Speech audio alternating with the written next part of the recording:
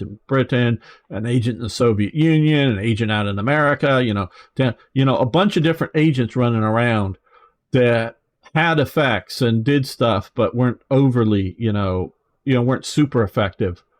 That would be fun. No, we got to play this sort of seriously. I am waiting for the Spain to blow up here,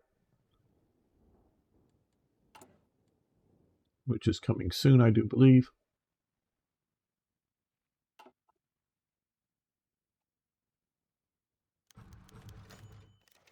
Prestige increases, returning countrymen. Yeah.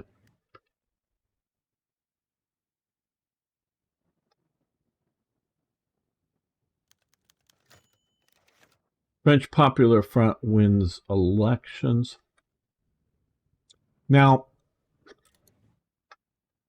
France.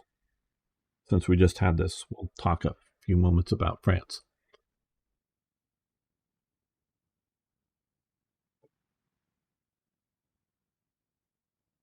Still to this day, and I would say definitely going back to the French Revolution,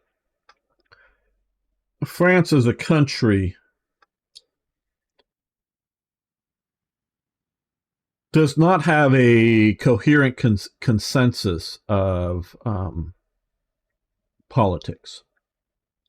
Where up until recently, and I would say in the last 10 years, places like the US, we had a consensus. Our consensus was the Constitution. And yeah, there's two parties.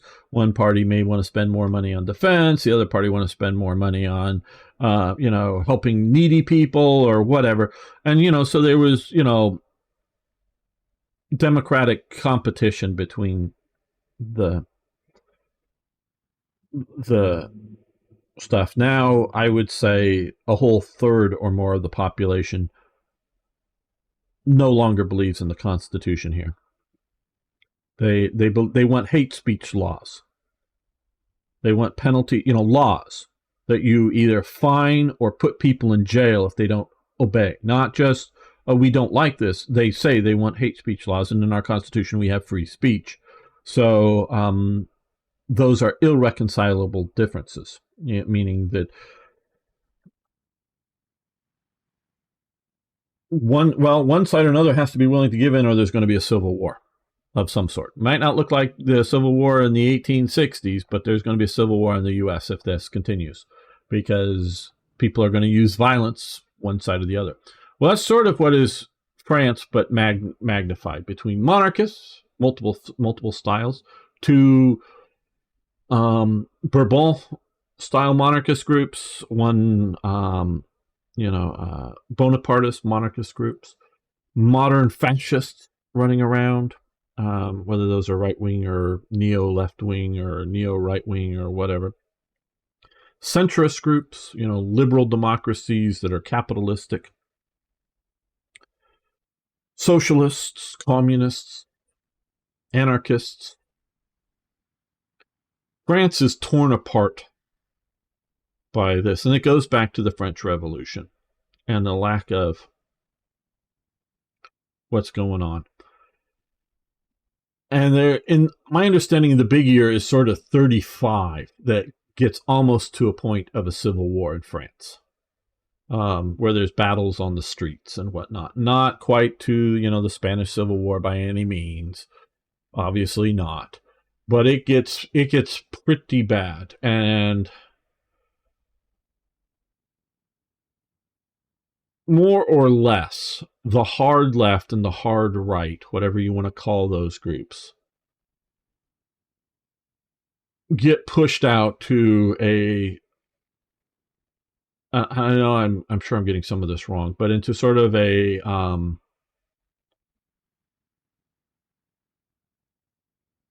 loose or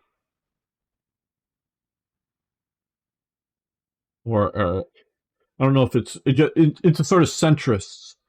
Some are conservatives and some are liberals, shall we say, but sort of centrist political type viewpoints that sort of win that day out.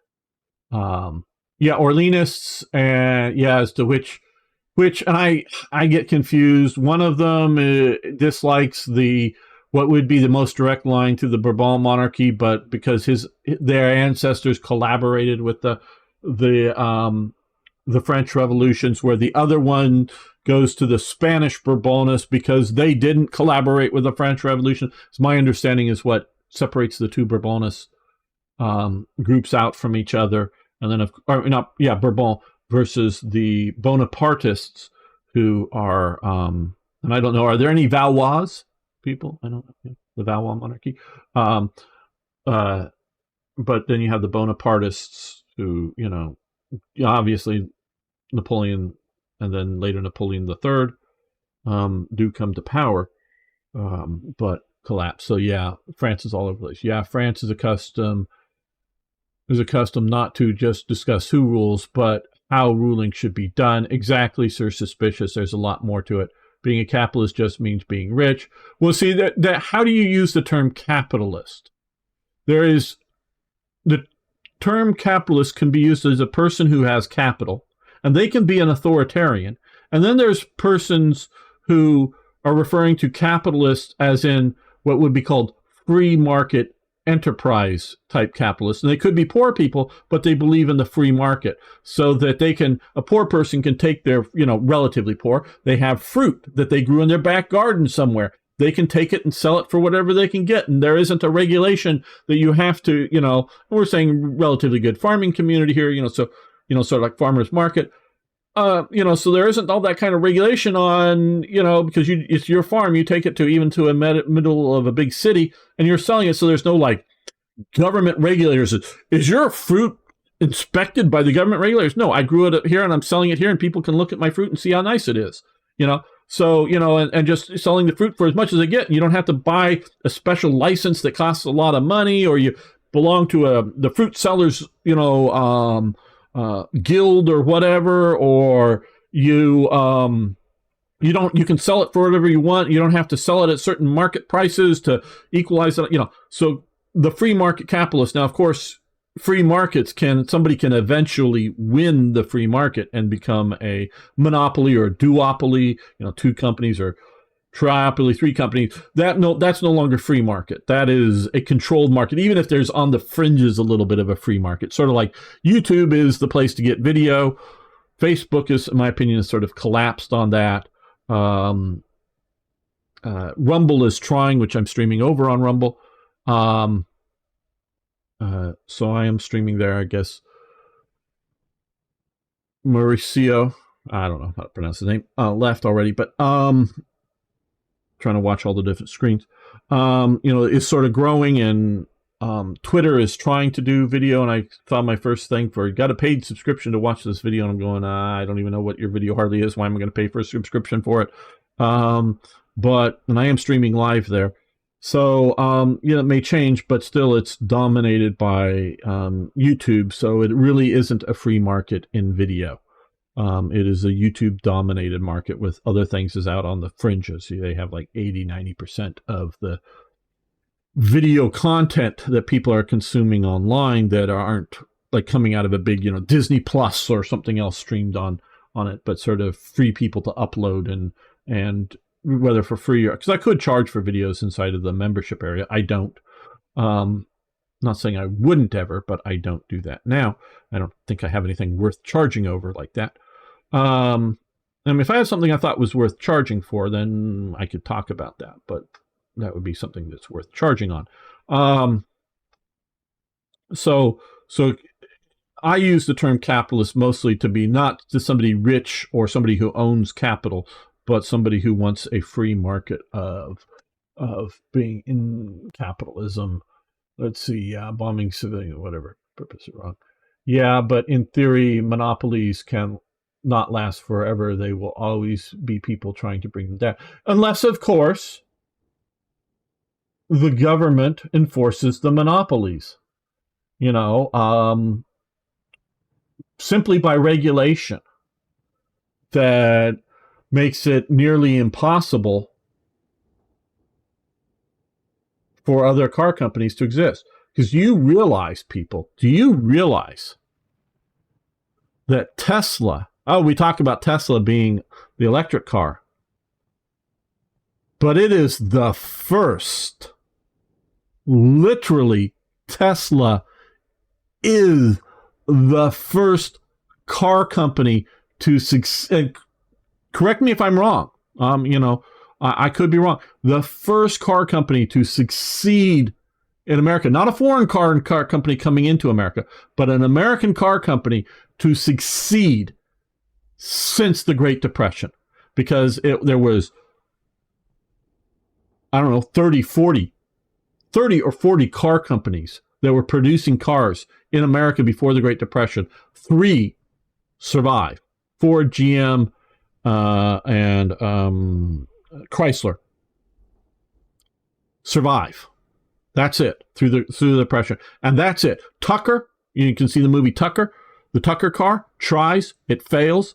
Everything else, I mean, there's been kit cars and hobby cars and specialty things, yeah. But Tesla is the first car company, and it was only because of electric cars. That is the first car company that is homegrown in America, that starts out of nothing, that succeeds in America. So triopoly, or whatever you want to call the 3 big car companies, they held, in essence, between them, a monopoly on American-made cars. Then imports started happening, and then the importers started making them in America, yes, but they're, in essence, foreign car companies operating here in America, not something to go. So free market is laissez-faire. Yeah, but laissez-faire is sort of the extreme free market, true. But so yes, so, and it's through a lot of regulations and patents and things like that that kept any other car company from succeeding in America, no matter how good or popular the car company is. Succeeds because it's not unionized. Well, that was part of it. And again, so you had a couple of different times that some of the car manufacturers needed government bailouts. We might have been down to one American automobile manufacturer. So in America, without the government bailouts. So sure, if you want to talk, eventually, someday, we're gonna do what I don't care about China. Yes, someday, but how many generations from, the 1930s depression through till, the 2000s, when Tesla's really going at something, that's 70 years. Okay. So yeah, sometime that cannot last forever. Yeah, but it might be forever as in a sense of one person's lifetime. That's enough forever for them. Effective lifetime or something. Oh yeah, well I was still alive. Somebody was 89 and something else comes. Okay, yeah, you're 2 years from death or something, and something changes. But it's not your ability to come with your great idea to revolutionize something in cars, whether it's looks or engines or style or whatever. But Tesla's different breed because they're having success in the market, but they don't have as much profit. Yeah. Oh, well, but that's why I say so far they're a success. Thomas Paine said that anyone who says it's good enough in my life is basically a bitch. Okay. I don't think he said that. I don't think he said that. I doubt, unless he was literally talking about a dog, he ever used those words, Harry. But I don't know. And I don't know exactly what he's referring to because, yes, Thomas Paine, he's a bit of a pain. He's a revolutionary, obviously in the American, Revolution / War of Independence. Hears about, the Great Revolution in France, goes over and eventually gets thrown into prison because he realizes and starts speaking out how terrible the French Revolution is. And even though he's an anti-monarchist leveler, shall we say, meaning no one person is better than somebody else just because of birth, kind of thing. But chopping off everybody's heads just because they had a title or something, or owned property that somebody else wanted, and it was really the American government that gets him out of prison, because he was probably going to end up being killed in the guillotine. So, but yeah, Thomas Paine. I mean, Common Sense. I've read parts of it. I don't know if I've read the full thing. I don't want to claim to, but that was many, many years ago, and just sort of superficially. Okay. So those new players here might not know this, but people who've been around knows that I'm an infrastructure first kind of guy. I want to build up all of these things first, are more important, but we want to look around at other options. So here we have a military factory, an assembly plant. Now, we're not using all of our aircraft assembly plants right now, but do we also get a research slot? No, it's a specialized one, of course, but air techs and air doctrines. So that is very useful, 28 days. But I did want to get the 4-year plan going. That's going to come in a while. That's, I think, fairly short, but will get us another a research slot. More military type stuff. Okay. What I'm going to do first, though, going back to Hearts of Iron 3's Black Ice, there were 2 different events to sort of quote-unquote nationalize the civilian Air Force, which I don't know exactly when, but does sort of happen to some degree historically. But we're going to look at this as 10 units. Now, there were more than 10 aircraft that flew. So this is the thing: is how many aircraft does this match? Because I am not sure where. Okay. Franco is down here in the Canary Islands. He had been the commander of the army in Spanish army in Morocco, rather popular.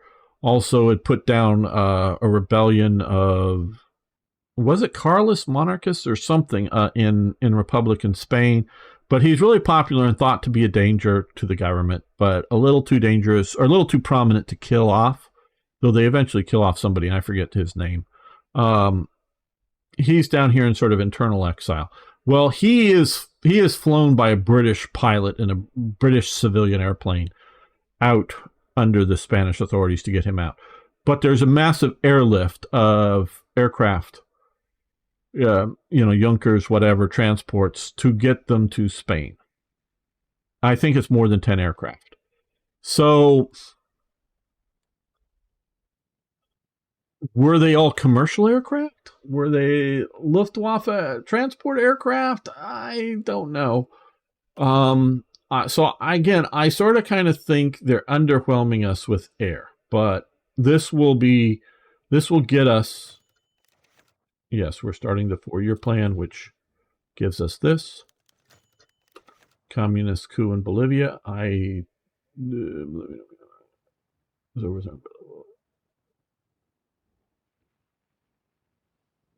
Was there really a communist coup in Bolivia? Mm-mm. And have seized American Standard Oil. I really don't know anything about this. I do know that there was the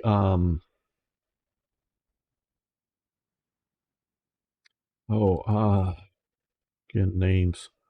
The Chaco War. This is the Chaco here. This is very harsh terrain. I think it's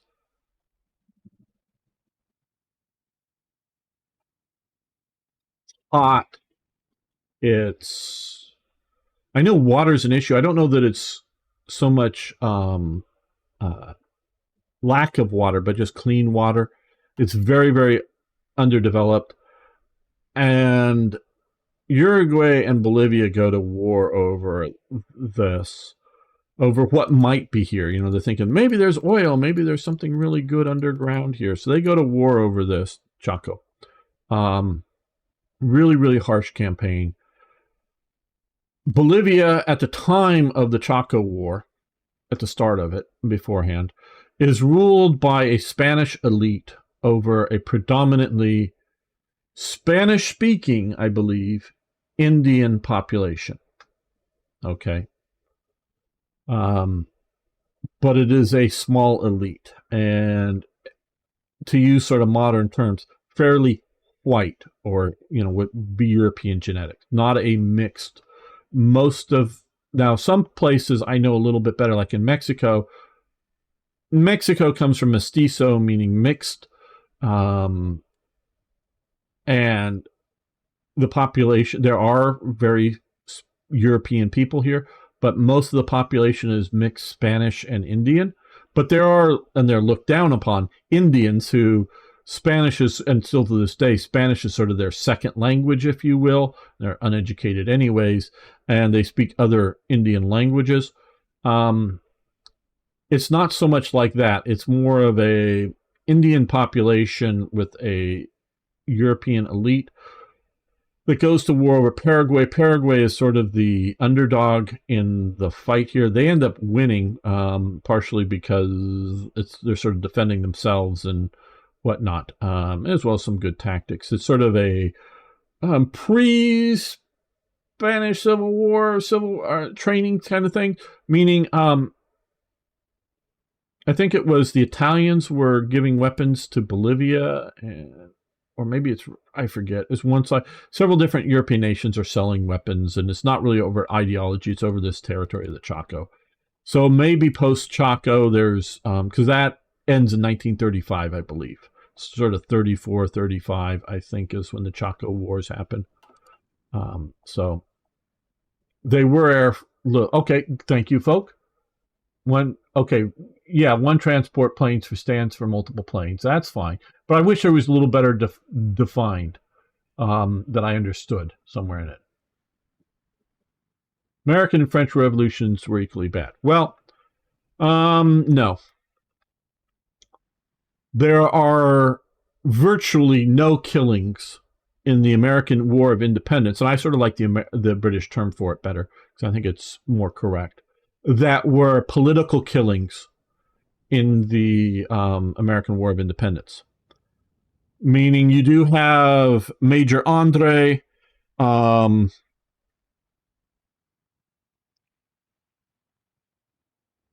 being killed over, hung by the Americans because he was sort of caught, maybe not quite in uniform, when trying to get Benedict Arnold out. You do have a few tar and featherings, and sticky hot tar on you does rip your skin off as it comes off. So it's not just a look, he has funny feathers glued to him briefly. It's a serious and potentially life-threatening, because the way it could be put onto you can kill you. But there are very few acts like that in the American War of Independence. Sure, there's lots of battlefield fighting, and there's, especially down in the South, there's a bit more of a locals on locals, burning each other's homes and shooting each other a bit, and that does happen, but that's a bit more guerrilla warfare. None of that, whether the guerrilla warfare, and it's both sides, but maybe a bit more on the American revolutionary side, down killing some loyalist farmers, but is never really approved of. And when some of the stuff does sort of, I think, happen in Philadelphia, some of the American government forming comes in and shuts the mobs down from mob actions like tar and feathering loyalist suspects. So no, I would not even call it a revolution in any real, because the same people were in power at the start, were in power at the end. It was just getting rid of foreign rulership, not so much. Yes, exiled loyalists to everywhere. Canada, I think more than doubles in population. I don't quite remember I think it's like 3 or 4 times the population after the American War of Independence of loyalists fleeing. Most of them flee after the most of them flee after the Treaty of Paris. I do believe. I know they were fleeing before, especially the known hardcore loyalists. Were when they were losing down in the South, they had to evacuate, particularly New York, because New York was a British. And Long Island was up until the very end, up until the Treaty of Paris, is controlled by the British. They control that to the very end, and that's sort of the last major withdrawing. So, yeah, you get hardcore loyalists or prominently known loyalists that would be potentially in fear of their lives, fleeing up here. But I was more referring to the ideas of revolution stood for. Okay, well, lone wanderer. Well, I would disagree there as well.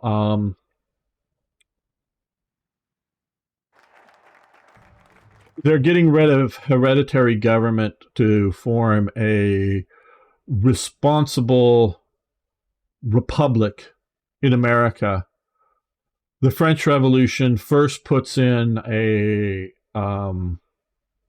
demagogic reign of terror that is not just butchering people, but is ideological in the sense it is anti-clerical. And like I said earlier, they have the goddess of reason. Not that they believe that she was a goddess, but the idea of reason over emotion or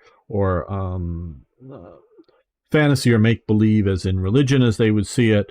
And they were persecuting peoples of religion, and persecuting as in butchering. Like, oh, hey, there's some priests, let's go kill them all. Oh, they're just priests, they're standing there. Yeah, I know, but they owned all that farmland out there and all those peasants that worked for them that weren't paid very well. Well, fine, if you think that the priests don't, I don't agree or disagree, and we could talk about church owning land and laws and regulations around that, fine, that's a discussion. But okay, it's one thing to dispossess them of their mass land holdings in some place like France, the Catholic Church. And even it's another thing to dispossess them of their monastery or something like that, or their church. It's like kick them out of the church if you really think that they're opiate of the masses. But why do you need to go butcher them? Because they're not carrying weapons. Yeah, they speak and people follow them, and they could overthrow your regime because they say your regime is bad, so you kill them. But that's, no. I'm not going there. I'm also a monarchist. Lone wanderer, I'm also a monarchist. So I don't know how much lone wanderer, you sound like a monarchist of some sort. I don't know how much an Airy I know is around, unless that's a pseudonym for Airy, who periodically does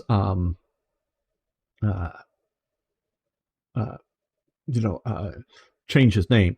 But I don't know how much of your life have you actually worked. I don't mean thought about and Twitter typed. I mean worked and spent to work for a monarchist cause.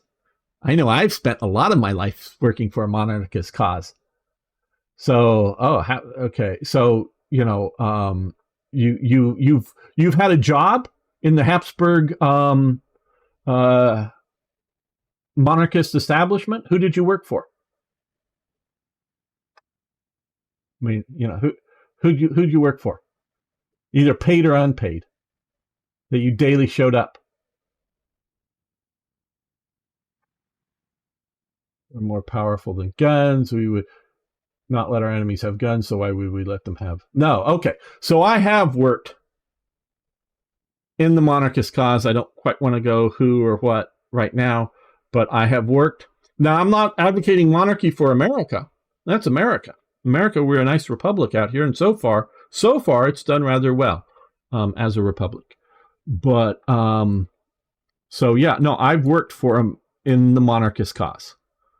Traveled to Europe, lived in Europe, in Britain, worked. Yes, Jacobite, Scottish Jacobite kind of stuff. Yes, so yes, I have worked in the monarchist cause. So yeah, where most people are keyboard warriors or meme posters, which are cool, which are good. Okay, so we got 28 days here. We've got 32 days, hardly any, but 2 military factories, 1 military factory, air assembly, but that's a research thing, is nice to get. Some synthetic stuff, but 52, 32, 21, pretty fast. Volksgemeinschaft welfare, which is very essential. Road to requires 7 days ahead penalty reduction for fuel cans. Or organization took 56 days. 2 civilian factories, very good. Unlock some other things.